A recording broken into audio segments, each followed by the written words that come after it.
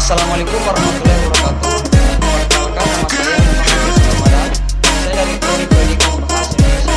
Di sini saya akan menjelaskan sebuah final AIK, yaitu menjelaskan tentang wawasan ilmu. Baik, yang pertama adalah apa itu ilmu pengetahuan? Ilmu pengetahuan merupakan suatu aspek yang esensial dalam kehidupan manusia. Semua individu itu diwajibkan untuk mengembangkan pengetahuan guna untuk memajukan dan memastikan kelangsungan hidupnya. Sumber pengetahuan dapat diperoleh dari berbagai sumber dan kapan saja sehingga setiap orang atau kelompok dapat mengaksesnya tanpa hambatan. Dan adapun beberapa dari jenis-jenis pengetahuan. Yang pertama adalah pengetahuan biasa. Pada pengetahuan biasa dijelaskan bahwa sebagai common sense, yaitu pengetahuan atas dasar aktivitas. Dan yang kedua adalah pengetahuan ilmiah. Yang kedua adalah pengetahuan ilmu ilmiah, di mana pengetahuan ilmiah merupakan pengetahuan yang menekankan evidensi, disusun secara sistematis atau teratur, dan mempunyai metode dan memiliki prosedur. Pengetahuan ilmiah diperoleh dari serangkaian observasi, eksperimen, dan klarifikasi.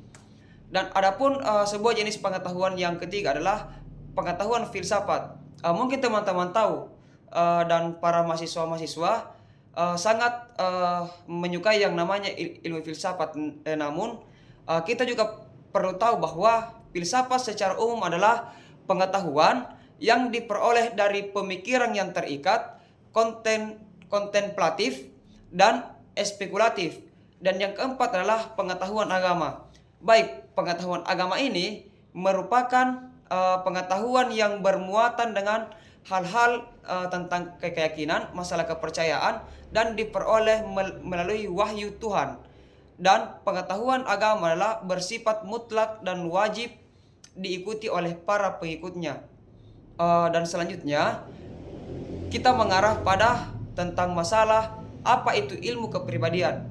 Kepribadian adalah dinamika organisasi fisik fungsional manusia yang menjelma dalam pola-pola tingkah laku spesifik dalam menghadapi medan hidupnya.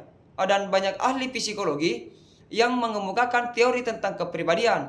Mereka berpendapat bahwa kepribadian merupakan unsur kesatuan yang terlapis-lapis. Dan yang kedua adalah struktur dari kepribadian tersebut. Yang pertama kalbu, yang kedua adalah akal, di mana bahwa kalbu merupakan sebuah materi organik atau akal. Akal adalah sebuah psikis manusia dari aspek nafsani yang berada di antara dua dimensi lainnya yang saling berbeda dan berlawanan, yaitu adalah berada di antara dimensi nafsu dan materi. Yang ketiga adalah yang akan kita jelaskan yaitu adalah ilmu falak. Apa itu ilmu falak? Ilmu falak secara terminologi adalah sebuah ilmu pengetahuan yang mempelajari lintasan-lintasan benda langit seperti matahari, bulan, bintang-bintang, dan benda-benda langit lainnya dengan tujuan untuk mengetahui posisi dari benda-benda langit tersebut. Dan adapun istilah-istilah dari ilmu falak tersebut, yang pertama adanya aborasi, yang kedua arah, dan yang ketiga adalah astrobel atau astrobale. Dan istilah falak itu pun dapat dibagikan menjadi 6. Jadi yang ketiganya adalah yaitu adalah asimut, yang kedua beda asimut, dan yang ketiga adalah busur siang. Dan adapun ilmu yang mencakup tentang perhitungan arah kiblat. Jadi masalah kiblat adalah sebuah masalah tentang masalah arah, yakni mendapat ke arah Ka'bah di Masjidil Haram di Makkah. Arah Ka'bah dapat ditentukan dari setiap tempat di permukaan bumi dan melakukan perhitungan dan pengukuran perhitungan arah kiblat pada dasarnya untuk mengetahui letak Ka'bah yang dilihat dari suatu tempat dari permukaan bumi, sehingga gerakan yang untuk melaksanakan salat baik berdiri, ruku maupun sujud nanti itu selalu berarah kepada arah Ka'bah atau arah kiblat. Dan pada perhitungan salat, ilmu untuk menghitung salat itu pada pengertiannya adalah bahwa salat adalah ibadah yang terdiri dari beberapa perkataan dan perbuatan tertentu yang dimulai dengan takbir dan diakhiri dengan sebuah salam. Masuk pada ilmu perhitungan awal bulan Kamaria. Bulan Kamaria di mana penentunya dapat dilakukan dengan menggunakan dua metode, yaitu yang pertama metode Rukyatul Hilal atau melihat dengan menggunakan metode nisab, berarti menghitung dengan menggunakan perhitungan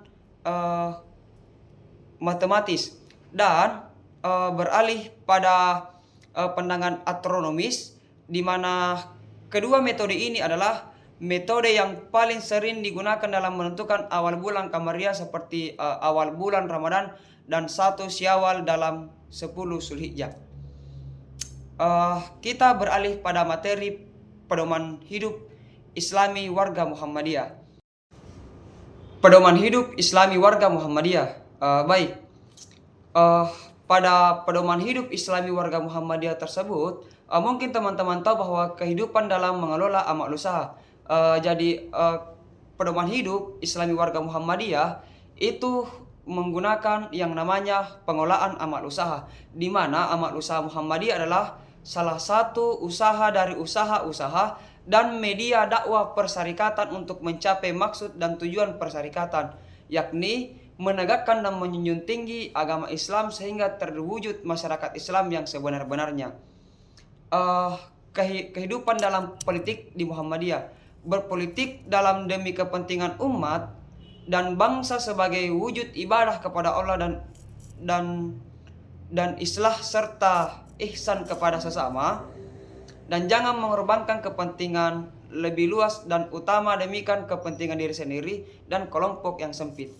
Dan kehidupan ilmu pengetahuan dan teknologi dalam kemuhammadiyahan adalah kemampuan menguasai ilmu pengetahuan dan teknologi merupakan bagian tidak terpisahkan dengan iman dan amal salih yang menunjukkan rakyat kaum muslimin dan membentuk pribadi ulil adab. Dan kemudian dalam menjalani profesi, setiap anggota Muhammadiyah itu dalam memilih dan menjalani profesinya di bidang masing-masing itu hendaknya senantiasa menjunjung tinggi nilai kehalalan, di mana halalan adalah sebuah masalah kebaikan, amanah, kemanfaatan dan kemaslahatan yang membawa pada keselamatan hidup di dunia dan akhirat. Pada kehidupan dan dalam lingkungan kemuhammadiyahan, setiap muslim, khususnya warga Muhammadiyah, dilarang melakukan usaha-usaha dan tindakan-tindakan yang menyebabkan kerusakan lingkungan alam, termaksud kehidupan hayati seperti binatang, pepohonan maupun lingkungan fisik dan biotik termasuk air laut, udara dan sungai dan sebagainya yang menyebabkan hilangnya keseimbangan ekosistem, timbulnya bencana dalam kehidupan. Terima kasih banyak. Mungkin itu yang bisa saya sampaikan. Lebih dan kurangnya mohon dimaafkan. Dan sekali lagi saya minta maaf ketika ada kekurangan dan ketika ada kelebihan mungkin dari Allah Subhanahu wa taala. Sekian dan terima kasih. Bilai pisah bilak pasti akhirat. Wassalamualaikum warahmatullahi wabarakatuh.